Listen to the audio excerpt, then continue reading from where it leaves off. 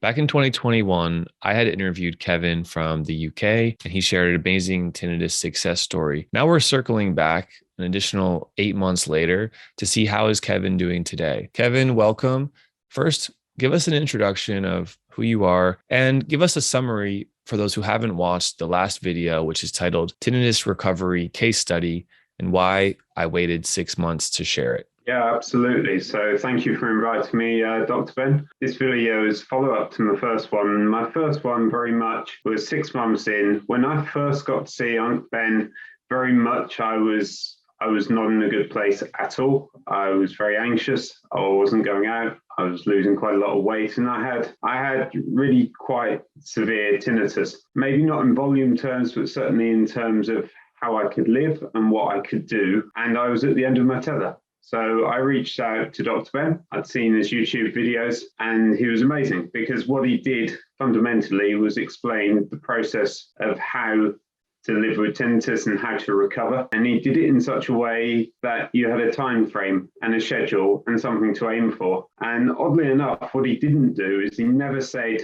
it will just repair itself, it will just go away, you've just got to live with it. He never did any of that. What he actually said is, this is the most likely reason why it's there, but that's irrelevant. What you need to do is you now need to follow these type of steps, and through these type of steps, you will actually learn to understand it, and actually you'll be able to start doing the things that you love again. And that was quite right. And he gave me a really good time frame to do that. And I was pretty much on the time frame as well. So 6 months in was my first video, and that very much said that I got to a point where I was back out again, playing my sport, doing things that I really enjoyed. But at that point in time, I was still very much using sound therapy. I still very much had tinnitus, and I was still very much on my journey through it. And I guess this video is 8 months further on. I'm no longer using sound generators. I have what I think my toolkit to be able to deal with tinnitus very well. And actually what's fundamentally different is that I don't necessarily hear tinnitus now all day.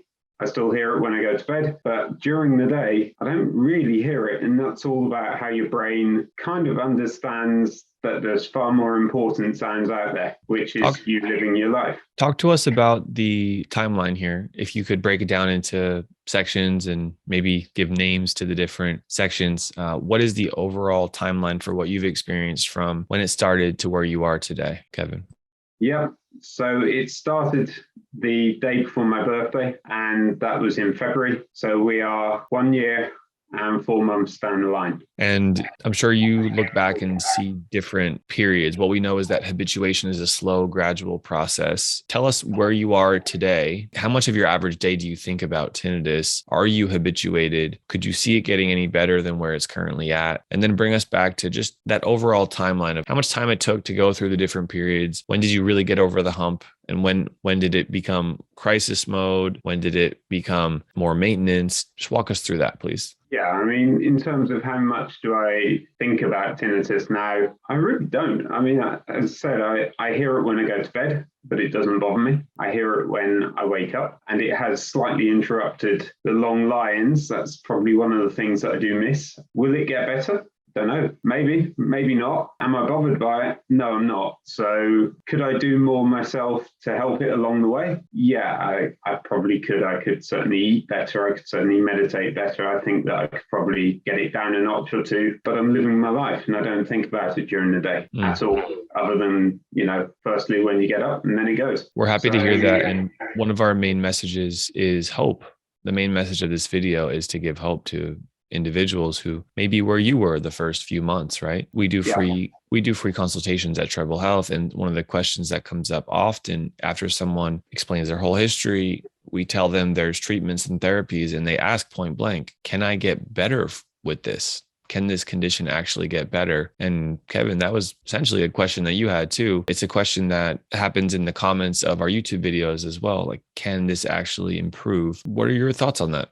How do you answer that question when someone asks you? I would answer it very much by, yes, you can get back to living your life the way that you lived it before tinnitus. And in terms of where I was at when I first reached out to you, I wasn't living my life as I did before tinnitus. I was pretty much a mess, actually. I found it difficult to go out. I wasn't playing my sport. We were a bit in lockdown as well, so I felt quite isolated. I genuinely didn't know how I could live with this sound in my head. It was affecting my concentration, it was affecting my sleep, and it was an experience that I've never experienced. I've always been in good health, and this absolutely knocked me off course to the point where you're just going, I'm not sure how I can live with this, which is why I reached out to you, because I wasn't getting any other help through local sources. And actually what you did was amazing. And the way that you did it, the first 3 months, a period where you genuinely don't know what's going on when you've got tinnitus. It's the period where you're just searching for answers. And what you did very, very succinctly is you said, here's the most likely reason why you've got it. You've probably got a few bits of damage in your inner ear.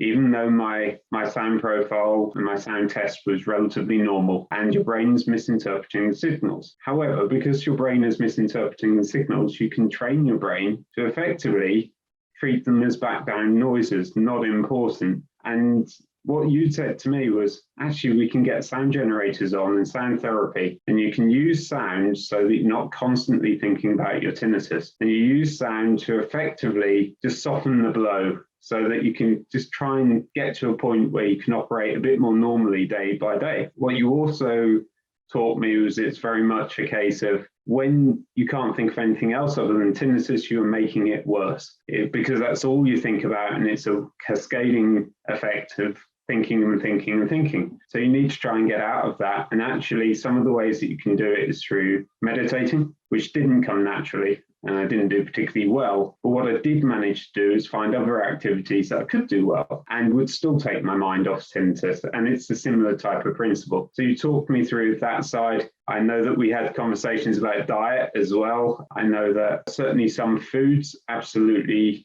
spiked my tinnitus.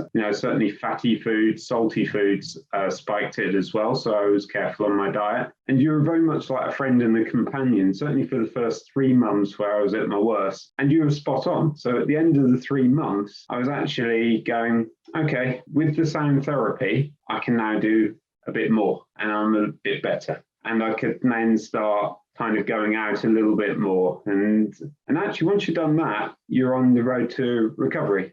You start eating a bit more normally, you start kind of walking, you start exercising. And then at the 6-month point, which is where we made the first video, it was very much a case of, wow, I didn't think that I would get here. If you told me this when I first started, I'd be here, I'd have taken that all day long. And I couldn't see that when I first started either. So to get to that 6-month point was monumental. And then you said, well, actually, between 6 months and a year and a half, it should actually still get a little bit better. It should get a bit more normalized. It should get a bit softer. Your brain should adapt to it even more. And that's a really weird period, actually, between 6 and where 6 and a year and a half, which is where I am, because you don't actually notice it too much because you'd already broken the back of it by getting to the 6 months. But it's just small things. All of a sudden, you notice that you're not noticing it.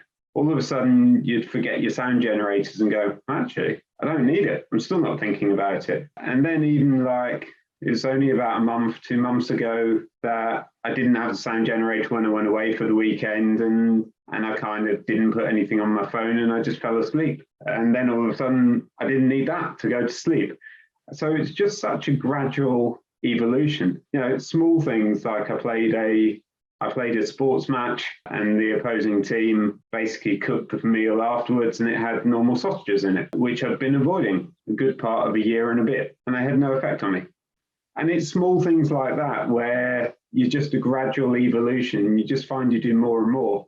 And then you get to a point where it's a bit like putting your glasses on. It's just part of you. Yeah, Kevin, I want to ask a question. We have a question from the audience here. In our first video, in the comments, someone had asked, "Did you only hear it 30% of time at the beginning? What percentage of time in your average day at the beginning were you hearing, thinking about, or aware of tinnitus?" So you've got the stats more than I do, Ben, but I know that at the beginning, I would say that's all that I could think of. So I think that my original stat was 80, 90, 90+%. I don't know what you've got down on the notes there, Ben, but it would have been in that region and it really seriously affected me. Yeah. You have gone through a habituation process. We have just seen that. Now, could things get better?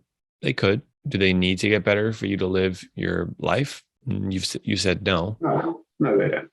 And tell us about any other advice you'd have for those watching who might be looking for things they can do on their own. We understand that not everyone wants or can or has the means to pay for one-on-one sessions, purchase devices like tinnitus maskers. For those who may not have the financial means, what kind of self-help tools did you do on your own that also made a big difference? Yeah, okay. So I think the first thing that I did was I did read on the internet not to read things on the internet. That was good advice. So I stayed away from chat rooms completely after looking at them a couple of times and getting really scared. And I know that if you're in Great Britain, there's the British Tinnitus Association, and they provide free kind of guidance sessions and sessions where people can get together. And I know that, Dr. Ben, you do that through your side, and I'm sure that the American Tinnitus Association does as well. So they're good things to reach out to. And the important thing is to try and find one which balances what you need at the time. And I know yours are very upbeat and very positive. And I think that's the other thing, that there is some good stuff on the internet. Alongside yourself, I was looking at the videos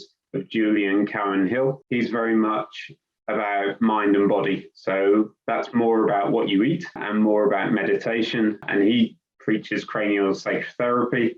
And I did have a few sessions on that, and it did help me. But fundamentally, that's about relaxation. So what can you do self-help? Relaxation is huge. And also don't try and not do what you are. So I think I mentioned before, I'm not good at meditation.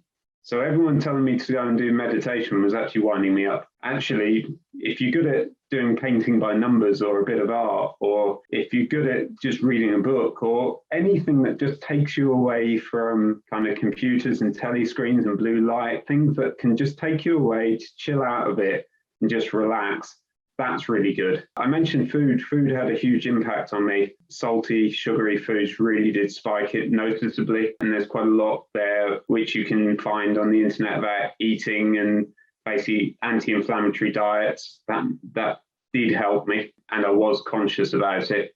Your videos as well, Dr. Ben, actually, again, explains the process and what you're going through and how you're going to go there. So there's quite a lot out there that you can look at that will help you along the journey. What I would say is the one thing that had the biggest impact for me, bar none, was when I had the first session with you and you just explained, actually, you know what? This is what a timeline looks like. This is what's most likely what's gone wrong. And this is actually how we can retrain your brain a little bit to just ignore the sound. And that was huge. That was absolutely massive for me. Just that very, very first session was incredible. Appreciate that, Kevin. As we're wrapping up here, I just want to say thank you and congratulations. And to share it to the community, this is not an anomaly. This is not a rare thing that someone gets better following the best protocols for tinnitus. One-on-one CBT-based approach for tinnitus, cognitive behavioral techniques, which comes from cognitive behavioral therapy. That's been studied, well proven to help settle the emotional brain and reduce the reactive response to tinnitus. Also with sound therapy, which you had shared, you'd worn ear level devices on your ears. Also, those are also called tinnitus maskers or sound generators. At Treble Health, we provide all of that. Find us on our website to reach out for more. Kevin, again, thank you so much. And I wish you well. You're Remember, protect your hearing when you're around loud noises. Otherwise, you should be good for the future. Yeah, what I would say just before we leave, actually, one other thing that you did say is what can you do at home if you didn't have money? So if you didn't have money for the ear level generators, you did point me to a Sound Oasis device. What they do is they actually do an app for your phone. And that's only about £6 or something, which is about $10. So as long as you've got a decent Bluetooth speaker, you can have that app on your phone and pretty much have a very similar experience if you haven't got the cash to do it. So I use that quite religiously when I went to bed. So that's one thing I forgot. Excellent. Thank you, Kevin. And for those here, leave a comment below or we'll check you on the next video. Bye-bye.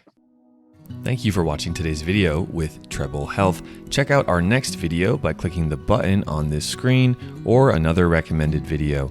And if you're not already, make sure to subscribe to our YouTube channel. Thanks so much. See you on the next video.